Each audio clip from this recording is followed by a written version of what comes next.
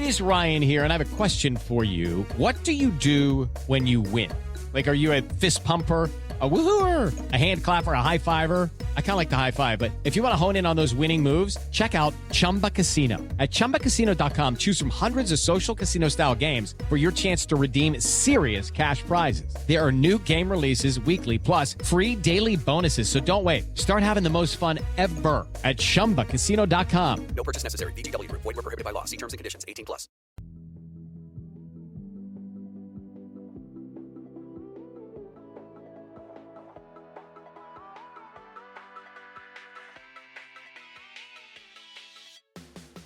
For most of the past 40 years, NBC has absolutely owned Thursday nights. The network was never more successful in that endeavor than during the heyday of its must-see TV programming block in the 1990s and early 2000s. Legendary comedies provided the anchors for smaller, but still great sitcoms to find their footing, and tentpole dramas closed out the night. While the best days of must-see TV are likely behind us, the Great Pop Culture Debate podcast wants to look back and determine the best must-see TV show of all time. The Blush Magazine Word of the Day calendar would define me as a Bitzelcocker who was a tad persefunctant. I'm your host, Eric Rezsnyak. Please help me flammer my panelists for this episode, who will both emulmulcate for your pleasure. First, honey, what is this? What's going on? What's happening? It's the return of Amy Pilott. I am here to tell you what is happening and who deserves to win the best must-see TV series. Take a drink. Take a drink. So, if you're Karen Walker, does that make me Beverly Leslie? I actually think it does, and I'm okay with that. Next, he can't do it all on his own. He's no Superman. It's Jim Czadzeck. Hey, I'm so happy to be in this good place with all you friends. Aw. Well, let's all work together to scrub that one ABC season out of our memories. And finally, it hasn't been his day, his week, his month, or even his year, but he will still read you to filth. It's Kevin Dillon. Could I be any more sarcastic? Kevin, I've been meaning to ask, whatever happened to the chick and the duck? And up in the producer booth, we have Curtis Creekmore, who is using this episode to decide whether or not we are sponge-worthy. Now, if you're curious about how we ended up with this Superstar 16, become a Patreon supporter of the podcast. And don't forget, you can head to greatpopculturedebate.com and find the listener bracket for this episode so you can play along with us at home. I do want to make it clear that we only considered shows that specifically fell under NBC's must-see TV promotional banner on Thursday nights from 1993 to 2006, and again from 2017 to 2021 for this episode. Not all NBC shows. That's a whole different debate, and we will likely get to it at some point. With that out of the way, tell Nurse Hathaway that I need 10 cc's of adrenaline stat as we kick off these debates. First up, the majority of the panel wants to keep having a gay old time with 1-seed Will and Grace, but Jim wants to book 4-seed Brooklyn Nine-Nine for round 2. Jim, why do you continue to find Brooklyn so arresting? Kevin, explain why when there's a Will and a Grace and a Jack and a Karen, there is a way. Jim, I'm going to have you go first. So here's the thing. I'm stacked up 3 against 1, and I'd like to start off with some thesis statements. Oh, good. So in a world saturated with laugh tracks and predictable punchlines, single-camera sitcoms emerged as a beacon of innovation. Single-camera sitcoms transcend laughter, and they provoke thought by subverting tropes and exploring realism and inventing viewers to question the role in storytelling. These shows become agents of change. I think single camera is a really good invention and brings out a lot more of the story itself. And Brooklyn Nine-Nine does a great job with that. It's a silly workplace sitcom, but there's character development is richer. The flaws and contradictions and growth are more pronounced. And so the absence of a laugh track allows for quieter moments and introspection, even though it's off the wall silly. So I think it's important. Jim's bringing us a media studies perspective on this. Is that fair to say? Because that's actually what you do, Jim, right? Yeah, right. Right. So I For think fun. that's such a great idea to kind of bring that academic sensibility to it. And you're right, like the single camera really did shift a lot of things. And we always talk about what our rubrics are for this. So for you, Jim, how do you define the best for this particular episode? Well, so when I was looking at the list of what we wanted to explore, there are the big names, right? And we're going to definitely talk about the ones that had an impact on society, and we have catchphrases and all that kind of stuff. And we have the shows too that were the most popular. So then I started thinking about I love sitcoms in so many ways, but I think I appreciate the evolution that has happened with our single camera style and what can be done with that format. And so you're going to see that I ended up with all the single camera options because I was kind of arguing against sometimes ones that I would expect And also, I know the podcast. I know Will and Grace is going to win, but I wanted to. No, I love that. So you're looking at it almost as like the evolution of sitcoms through the lens of must-see TV. And I think that's a really cool way to look at this. With that being said, Kevin, has Jim swayed you, or are you sticking with Will and Grace here? I mean, Brooklyn Nine-Nine is a Fox show. Sorry, Jim. It's not even really an NBC show. It started on Fox, got canceled, and ended up on NBC. And for me, Will and Grace is the actual one show that NBC created to follow its banner shows and stay on Thursday night and actually be successful. But for this kind of category, I think it represents what NBC was trying to brand with must-see TV. I'm going to stick with Will and Grace. Amy, you sticking with Will and Grace? Absolutely. I'm a Karen stan. Karen stan, as my. I'm loving that we're getting out all these different kind of rubrics. And I do think the one thing you can take from all of this is, for me at least, I'm not necessarily talking about quality-wise, which is the best show. I'm looking at this episode as talking almost about the business of television show promotion and creation. That's how I'm viewing it. Everyone can view it differently. Mm-hmm. But for me, must-see TV show is almost about how NBC the show is, and also how important it was to pop culture. That's how I'm viewing my rubric. But we will be moving Will and Grace into the next round. Next, Jem is again the odd man out, wanting to stay on the right side of 3-seed The Good Place, but the rest of us are hungry for tossed salad, scrambled eggs, and 2-seed Frasier. Amy, tell us why we shouldn't hear the blues a calling for Frasier. Jim, be on your best behavior as you stump for The Good Place, and Jim, I'm going to have you go first again. Oh boy. All right. Well, I'm continuing the thesis argument here.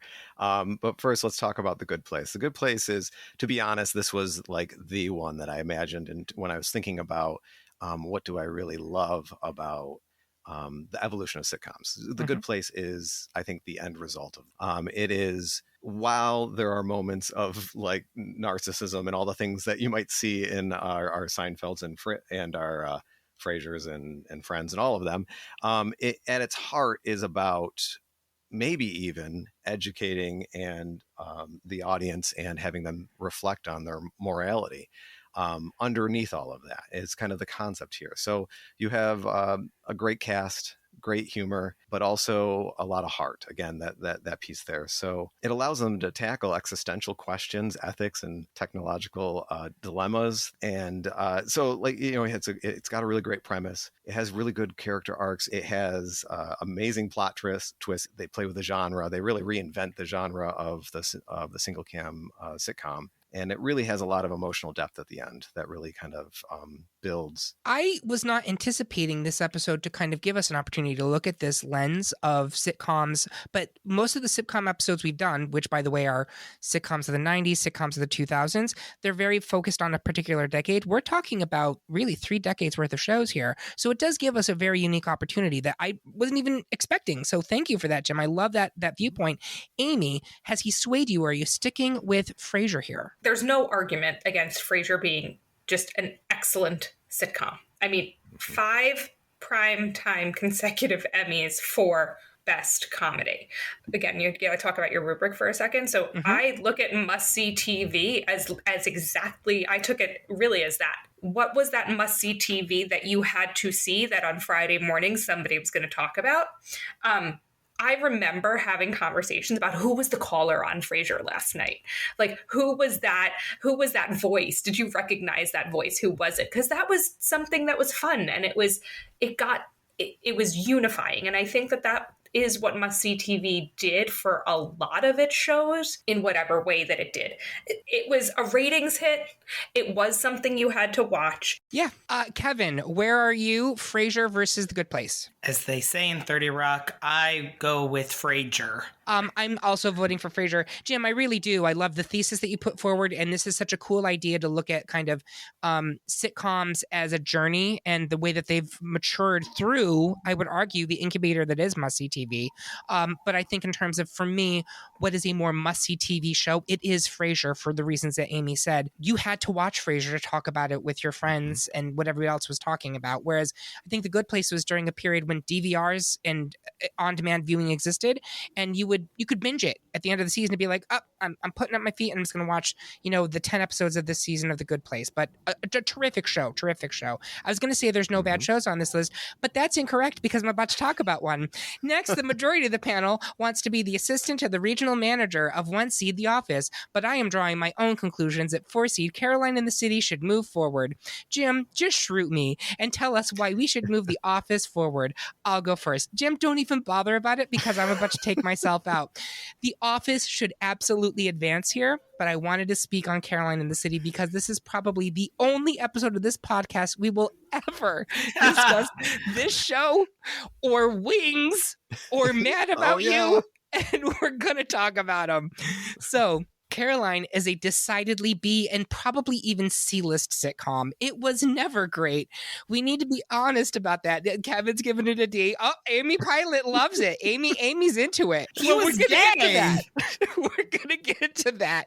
I will say I watched it at the time it was on, and Amy, I will say this. We'll get to this in a second. But at the time it was airing, I did enjoy it.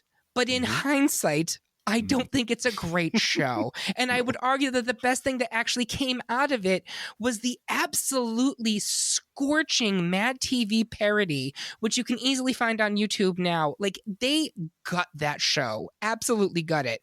The show followed cartoonist Caroline in her career and love life in New York City, primarily as she navigated a variety of love triangles, rectangles, parallelograms, whatever shape you like, even if she had virtually zero chemistry with the colorist dude that we were supposed to be rooting for. I will say, though, that I vividly remember the missed meet cute segment in season 1 set to The Pretenders, Don't Get Me Wrong, which at the time I thought was absolutely brilliant television.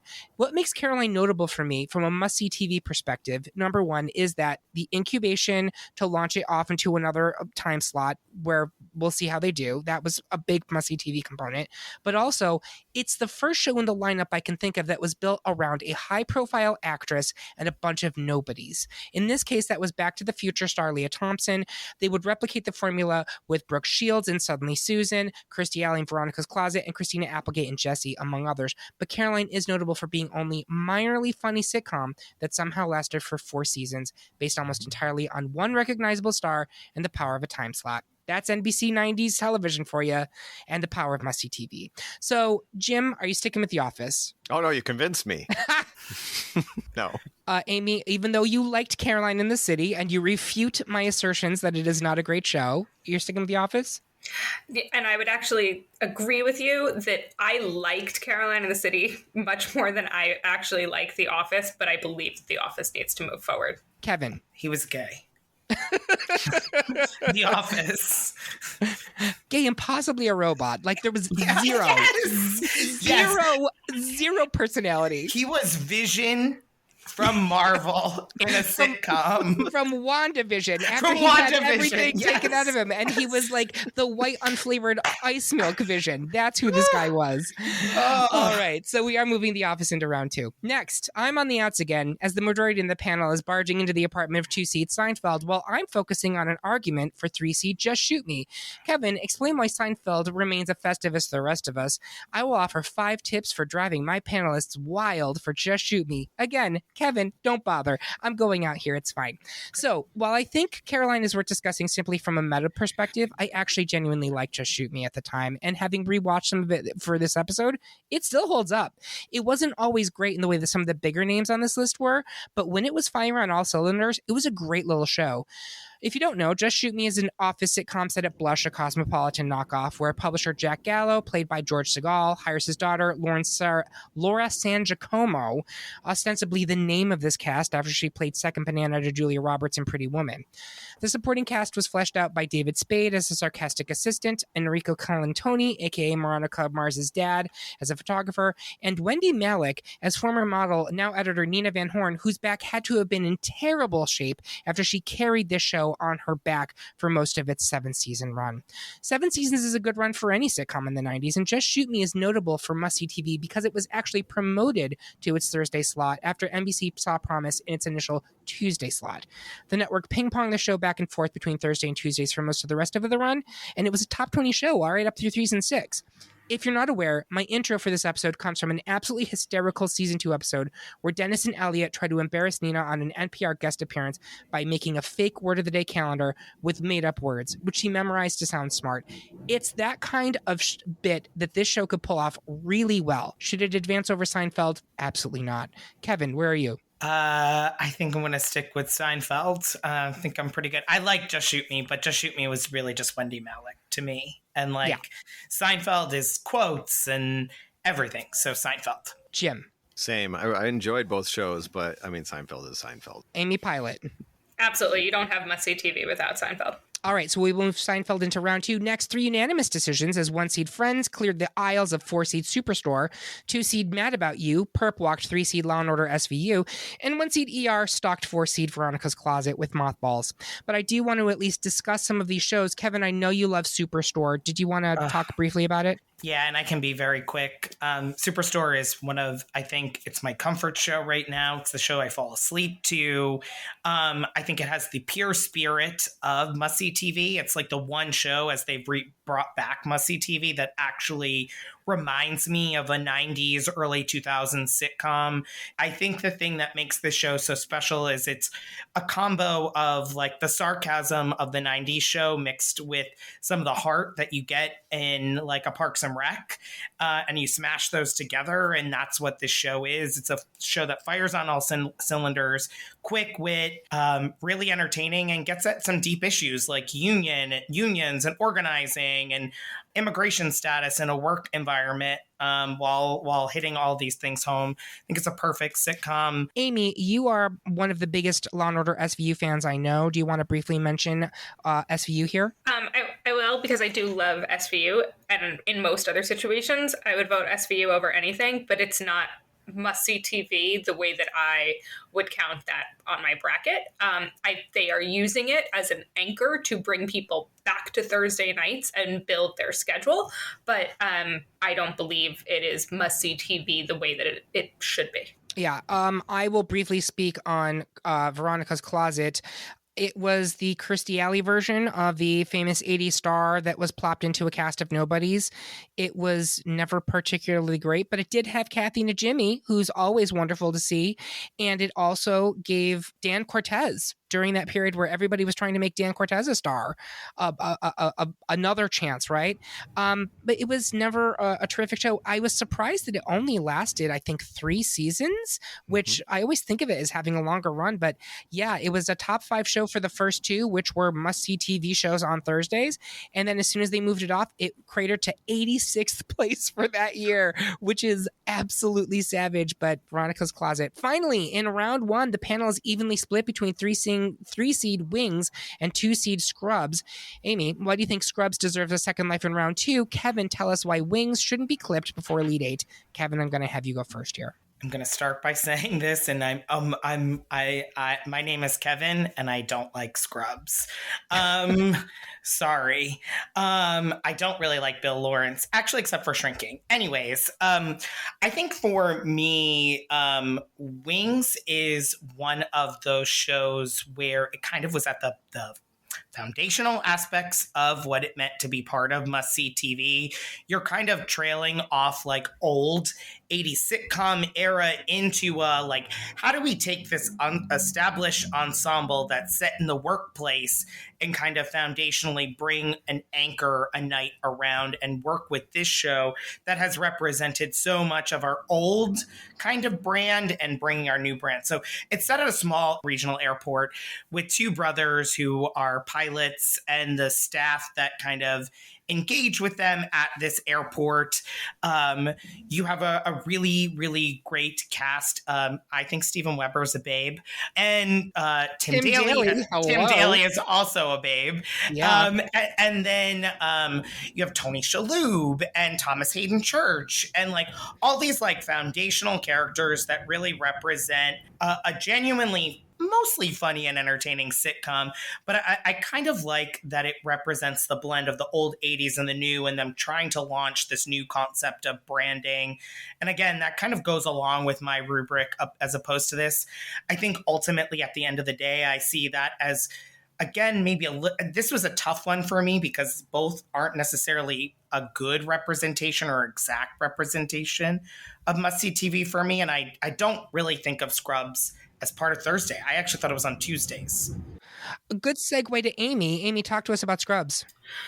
So I would agree with that I think that Scrubs doesn't necessarily scream must-see TV in the way that many of the others do, but it did fit in there. And I think I just think that this was a huge show. I happen to love Wings. But Scrubs, to me, it's like the heart of the bromance. I think it made bromance cool. You were coming off of, for anybody who wasn't really interested at first, you had Donald Faison from Clueless, so it brought in all of these people, and it was the show. To me, again, it was that must-see TV. Who was on last night? Who was the patient? What did Dr. Cox do? That you had to have conversations about with people. I'm not necessarily saying that they were the best tactics or that they were artistically the greatest piece of a show, but it made it must-see TV because you had a conversation about it. For me, this one is Scrubs. Jim, where are you on this one? I feel like just like our Carolina City and some of the other ones, the ones that are further in the distance, like Wings, I have fond memories of them, but I don't know if I can talk about how must-see they were at the moment. But definitely for me, Scrubs was that with me and my friends, and I definitely love that show personally. I think they're both on great ensembles. Like both of them had terrific casts. Scrubs you mentioned Faison, and I know Zach Braff has fallen out of vogue, but he was having a real moment at that time. I love Sarah Chalk. I have since she was on Roseanne. Across the board, really great cast. And Wings really launched the career of multiple people who are still legitimate actors getting legitimate roles. Even if I go with Wings here, it's still tied. And so Scrubs is the higher seed with a 2 seed. So it will advance into round 2. And that's the end of round 1, folks. We're going to take a quick break to launch another failed sitcom for a Seinfeld cast member. We will be right back after these messages.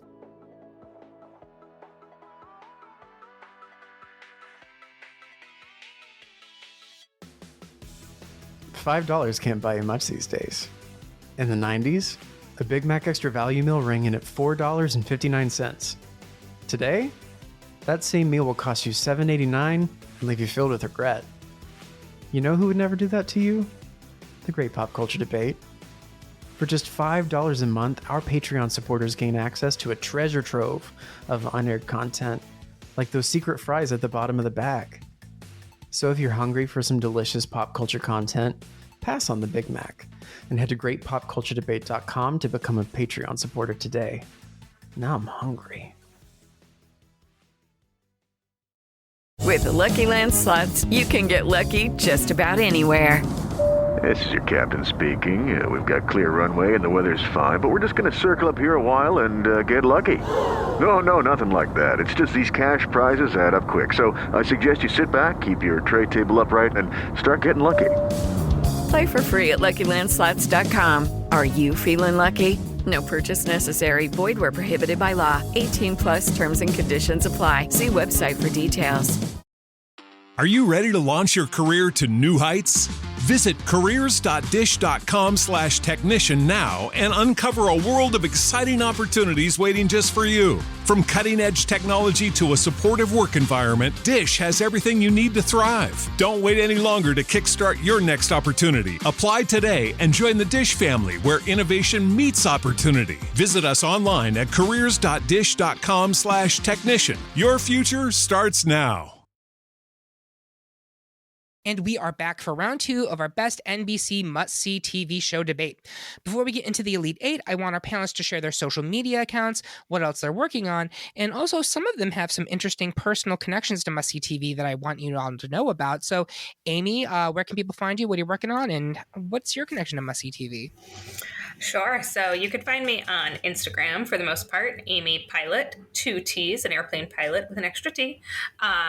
On Instagram, if you want to take a 90s spin class with me or run on the tread, Amy spins 83 on the Peloton. And I do have an interesting connection to must-see TV. My uncle was actually the TV scheduler for NBC during the years of must-see TV. So he was the guy who decided which shows landed on Thursday, and recently told me a great story about explaining to Sean Hayes why Will and Grace could not premiere on Thursday nights, that it wasn't actually ready, that it needed a test run on Tuesdays before moving into the coveted must-see TV spot, which it obviously did, but Will and Grace had to do its time on another night, and he was the guy behind all of that.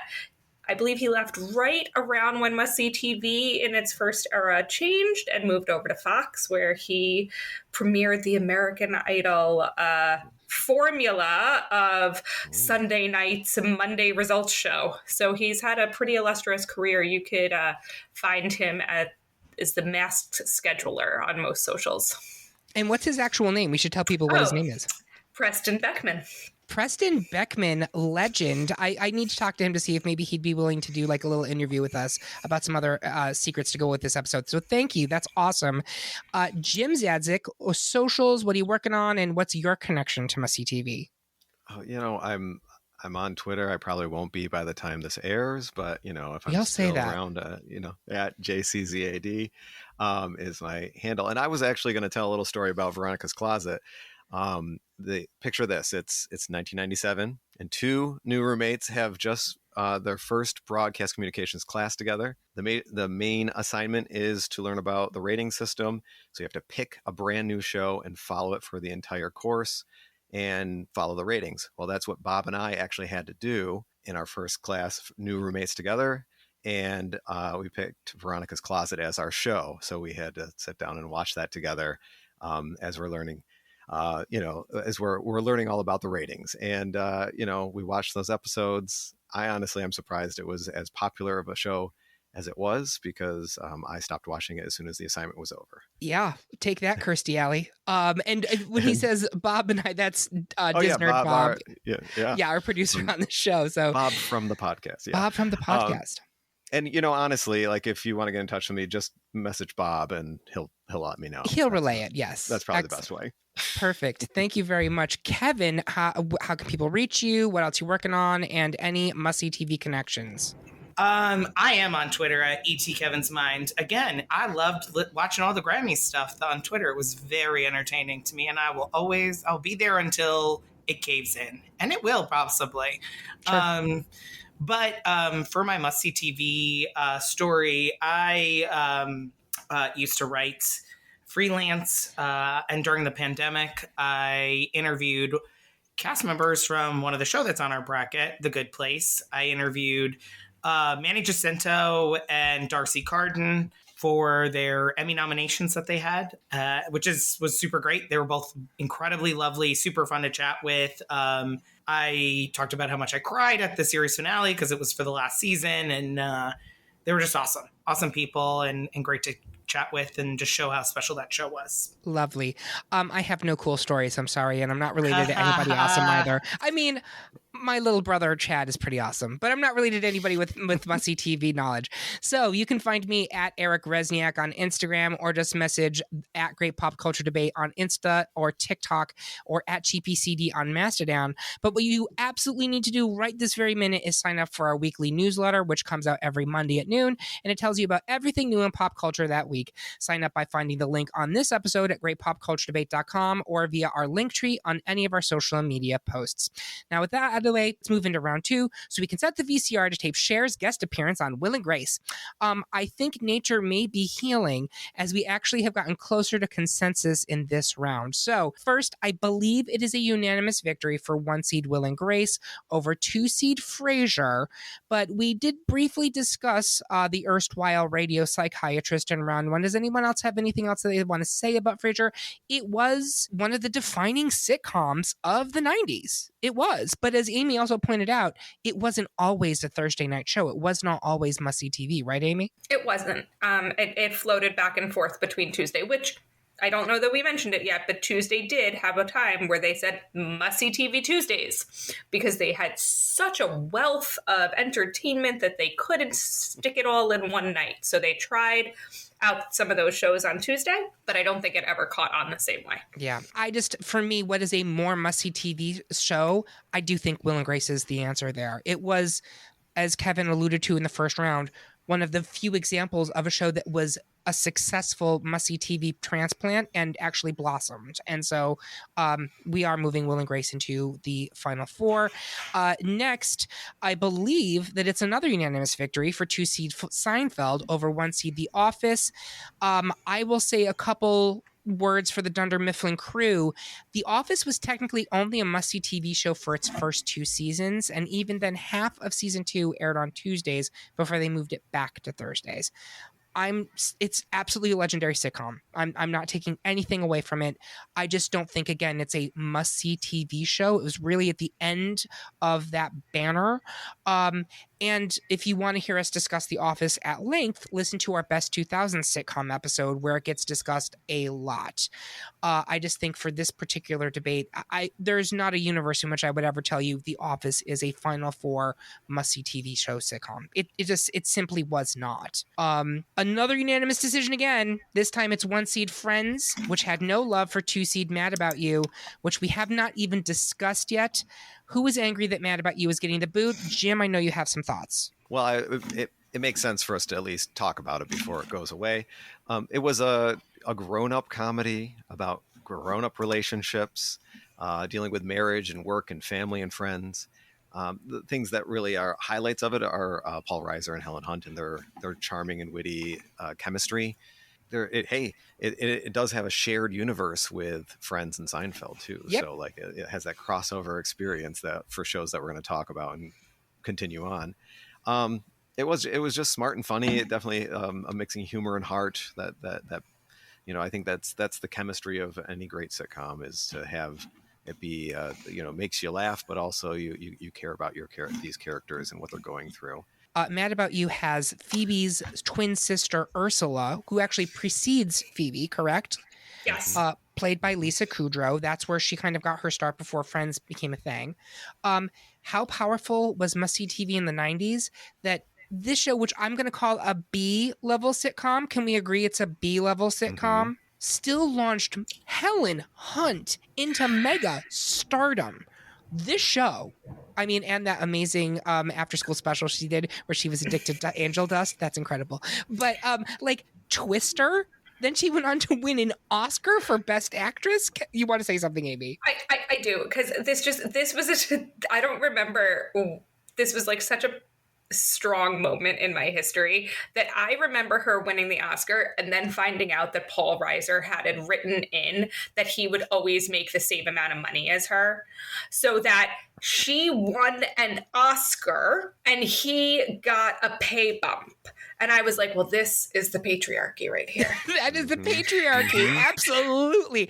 On the one hand, that is super smart of whoever his lawyer was. Like, wild. He was the show's creator. So, I give him a lot of credit that, he had a piece in launching her career. But at the same time, give the lady the credit. She won an Oscar and stuck around. He could have just ridden those coattails. Yep. And he did all the way to the bank. And so we will be moving, what was it up against? Friends into round 2. By the way, I just want to point out, Mad About You technically did have a revamp. They brought it back in the 2020s and literally there's Subway ads that are still out. Yeah, exactly. I see them all the time. That's how I know about it. No one ever talked about it. Already dead. Finally, an actual debate. It's a medical emergency as 1-seed ER is poised to stabilize into round 3, while 2-seed Scrubs is currently crashing. Jim, see if you can resuscitate Scrubs' chances. I will argue why ER is still worth checking into. Jim, why don't you go first? I tried with the single camera comedy thing. I'm gonna try it one more time. All right. Okay, here's my thesis. For it. Give it to me. Single camera comedies shows often mirror real life more closely. The absence of life. The absence of a live audience allows for subtlety and nuance. Characters feel more like genuine people navigating relatable situations.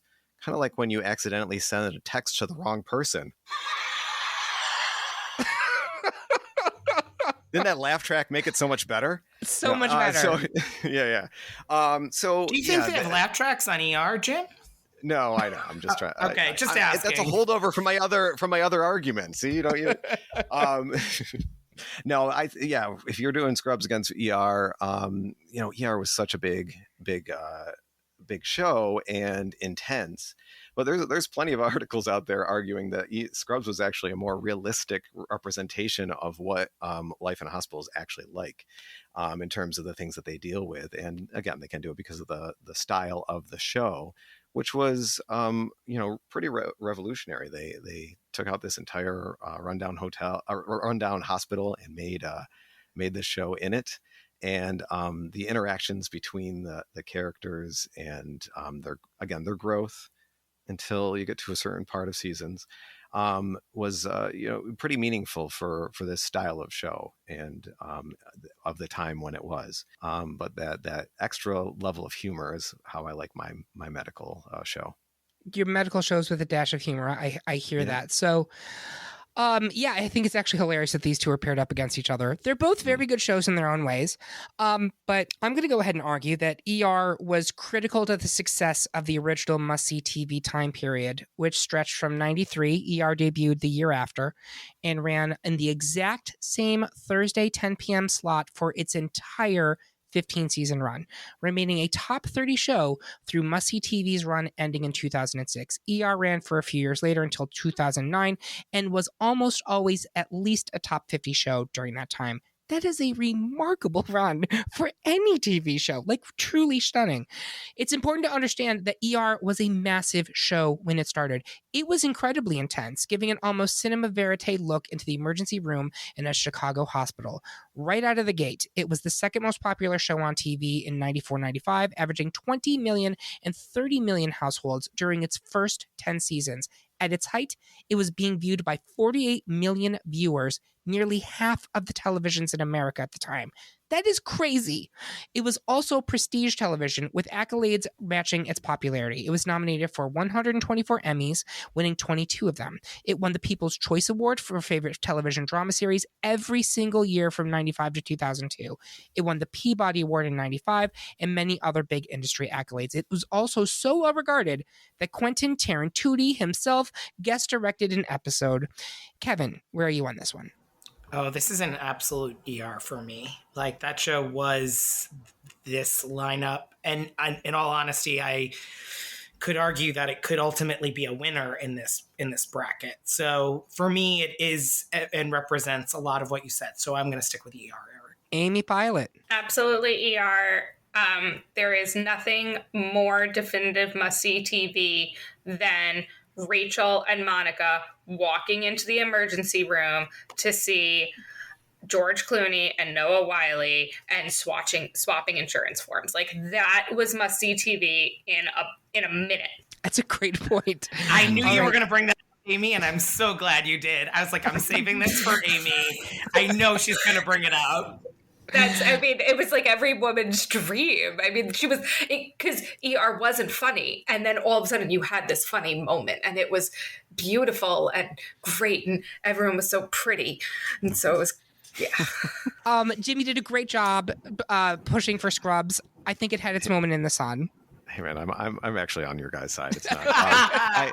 What I wanted to do is successfully fail every argument in this episode, and I think I've done that. You have done it. Congratulations to you. You've been great. And so we will be moving ER into the Final Four. And with that, we have our Final Four. We're going to take a quick break and film more of those The More You Know PSAs. We'll be right back after these star messages. Star White.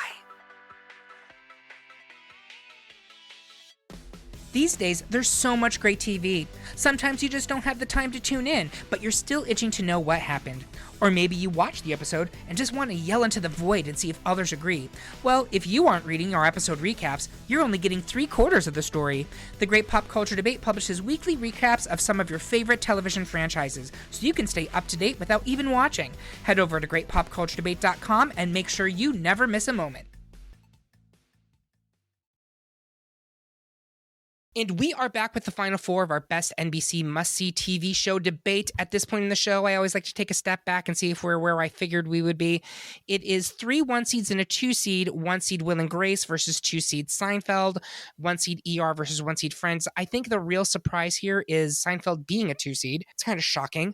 But I think those are the quintessential must-see TV series. The one I would say maybe could have snuck in here is Frasier, but as we pointed out, it wasn't always on Thursday night. So we're going to go around the horn. Will and Grace versus Seinfeld. I'm going to start with Amy. Where are you? I just want to state this comes down to one of those, like, which is the must-see TV versus which I like better. I like Will and Grace better. I enjoy it more. Seinfeld was more of a must-see TV because if you did not watch that terrible finale, you were not part of society the next day. You were dead. Yeah. You were dead. I was babysitting children that night. I had to put them to bed and just like lock their doors because I was like, I need to know what happens, guys, or I'm going to be a failure tomorrow. She drugged those children and nearly put herself in prison like the characters in the finale. Exactly. So I like Will and Grace better. If we were talking about your favorite show or your best sitcom, I go Will and Grace. This is Seinfeld. Okay. Jim, where are you on this one? Seinfeld also, I think, for all the same arguments. Kevin. I was swayable on this, but Amy, I think you made the correct argument to move it to Seinfeld for me, also because Seinfeld was the number one show 2 years during this time. Complete number one show on television, even its last year, and the last year's more likely than not because of the finale ratings. But like still, it has to be Seinfeld of these two. Will and Grace is a great example of carrying the torch as best as it could. Flame pun not intended. But Seinfeld really created must-see TV. I'm going to actually intend the flame pun because I do at least want to talk about the revolutionary nature of Will and Grace, because it is to think now where we are in society in the 2020s, the fact that we had a sitcom in the 1990s with two openly gay characters, and it wasn't just on network TV, it was a very popular show on network TV. That was incredibly powerful and very brave of NBC. They didn't have to do that. And when you're looking back at the 90s, and you can look at these casts right now, this is a great... There was very little diversity. Diversity was not really a conversation that was happening at that point. This wasn't a thinking broadly about we need to reflect our culture, we need to reflect society, etc. This was them saying, you know what? This is a good show, and this is something that we think people will like. And we're going to put it on the air, even though I'm sure, I don't remember, but I'm confident there were boycotts of Will and Grace and NBC when the show was coming on there. There had to have been. And they stuck with it. And it ended up producing, every one of those leads is now, well, I guess McCormick's less of a household name, but every other one of those leads is now a reliably bankable actor. Deborah Messing, maybe not as much these days, but she's had a great run. I recently rewatched all of Smash, and it occurred to me she's had like 4 or 5 shows that have had at least 2 to 3 seasons. Yeah, Mysteries of Laura. Mm-hmm. Sorry, I couldn't say that with a straight face. I mean, it's a Will and Grace discussion. Nothing should be with a straight face. Yeah. But no, it was genuinely a bold swing for NBC, and they didn't have to take it, but they did. But which is the show that is more must-see TV out of these two? It has to be Seinfeld. But I want to make this very clear because I've been called out on this twice in the past season while I've been recording. The primacy argument cannot be the sole argument for something winning. So the fact that Seinfeld was the anchor of must-see TV in the 8 o'clock spot and predated it, and we wouldn't have it without Seinfeld, cannot be the only reason that it should be win. And I will stop that from happening. So we're moving Seinfeld in the final 2. Let's figure out the other one. It's 1 seed ER versus 1 seed Friends. I'm going to start with Kevin Dillon. I think this is tough. I think I will ultimately go with Friends, but it's tough because ER was like the number one show for, I want to say, almost 4 or 5 years, if I'm not mistaken, like completely number one show on television, while Friends was really, I think, only the number one show maybe 1 year, maybe 2 at most. And that is tricky to me because I'm like, how is it not Friends? We talk about Friends all the time. It was so popular. It was so ubiquitous. We actually haven't really talked about Friends yet in this debate. And I think ultimately it is Friends because you think about the finale, you think about the big moments. It had a huge Super Bowl episode that was widely popular and launched many different things. You had guest stars who were clamoring to be on the show because it was so popular, it was so ubiquitous with must-see television. And those 6 people, are you a Ross? Are you a Rachel? Are you Phoebe? You didn't do that with the characters of ER. So I think the benchmark of popular culture really lands in Friends' favor. It has more cultural cachet. It represented a wider dearth of connections that people, I think, still have as opposed to ER. So that's why I'm ultimately going to go with Friends. Okay. Jim, where are you on this one? I like all the arguments you just said. Like, I think that I'm kind of wrestling the exact same thing, but when I guess if we're going again, thinking about must-see TV and what were people pulling catchphrases from or retelling stories or things like that, then I think it's Friends in the end. Amy Pilott. Friends. Could we be wearing any more clothes? We were on a break. I mean, my kids want a pet monkey because Ross had a pet monkey in the 90s. They were not even zygotes. I mean, they were not even a thought in my brain. That is how much cultural cachet it has. It's a great point. And shout out to Ugly Naked Guy. I was trying to find a way to get a reference into that in this episode. I mean, besides me being here on it, but yeah. Okay, so here's what I would say on this one. ER is critically, it's almost like the spine of must-see TV. But when you think of must-see TV, you really don't think of dramas, do you? It is very much a sitcom branding. And would the blocks have been successful without that incredible backstop that was ER? I don't know. I'm not sure it would have. If they'd kept Homicide: Life on the Street on or put a Law and Order back there, would it have had the same kind of stasis that back half did? And I'm not sure that it would have. But I'll tell you this, if it didn't have Friends in the middle as the tentpole, I don't think it would have worked at all. It needed to have that second show there. And so I do think between the two of them, what is the more must-see of the must-see TV shows? It has to be Friends. So we have a final 2 of Seinfeld versus Friends. If you're listening to this and being like, duh, yes, it is. This is a duh episode, but now it gets tricky. So I'm going to start in the middle. Jim, Seinfeld versus Friends, which is the most must-see of the must-see TV shows? Pick me first. I was waiting to be convinced one way or the other. You're in the middle.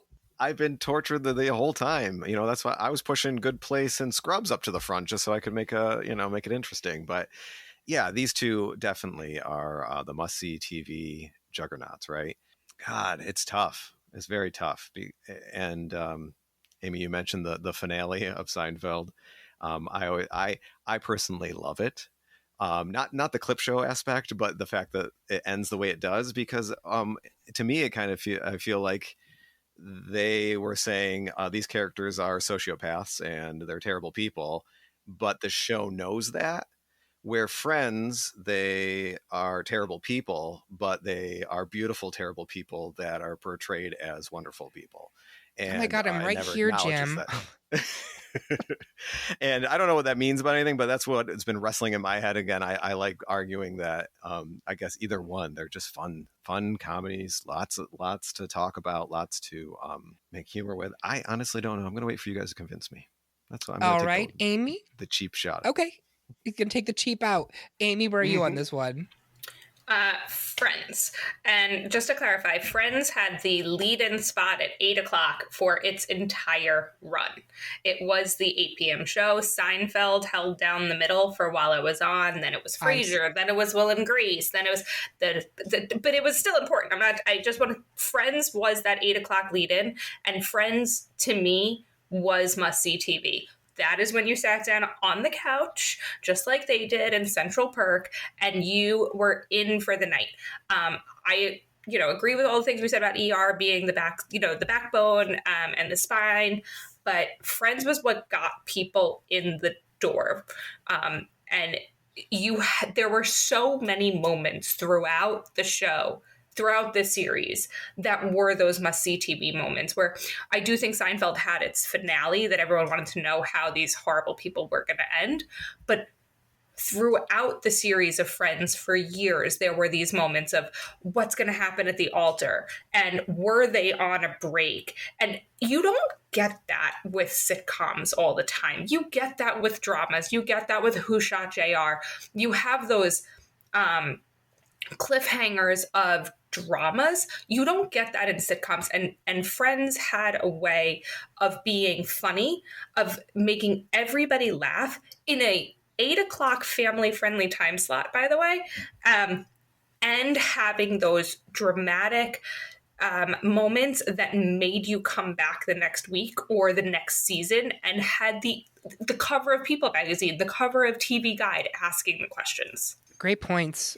Kevin, where are you on this one? We talk about this a lot in the show, like going for the obvious answer or because it's the beginning. Or Eric, you made this point where like, just because it started it doesn't mean, well, sometimes just because it started it, it then sustains itself over a time period and it becomes this mammoth cultural piece. And I think that that's what must-see TV was branded to represent. And for that, my favorite show of these two is Seinfeld, but the answer is Friends in the argument. Yeah, I have a whole list of all these facts and figures that I'm not going to write because my producer's going to slit my throat. But here's what I want to. You mentioned Kevin through the screen. Through the screen, but you mentioned, Kevin, that it was more than it was more than a TV show. It was a cultural touchstone more than any of these other shows were. Yes, there were in-jokes that came out of Seinfeld, the Soup Nazi, Spongeworthy. We can go on and on. The Kenny Rogers Roasters, but those were almost in-jokes, and Friends was not an in-joke. Everybody was in on the in-joke. Like people had Friends posters up on their walls, like many Friends posters. Women got the Rachel haircut. The name Emma became one of the most popular girls' names in America in 2002 because that was the name of Ross and Rachel's baby. That's true. Like that's literally true. It is. The theme song by the Rembrandts topped the Billboard Top 100 charts for 8 weeks. That is not a TV show. That is American mainstream culture. And that is must-see TV. You had to be part of the conversation, or you were literally on the outs. Jim, have you made a decision? Oh, you've all convinced me, of course. Have we beaten you? Yeah. No, I think it's great. I think those are all the right arguments, right? The fact that is must-see TV at the best. Yes, they both have their catchphrases and impact on society and all that, but were people talking about it as much? Were they for the masses, for everyone can pick it up?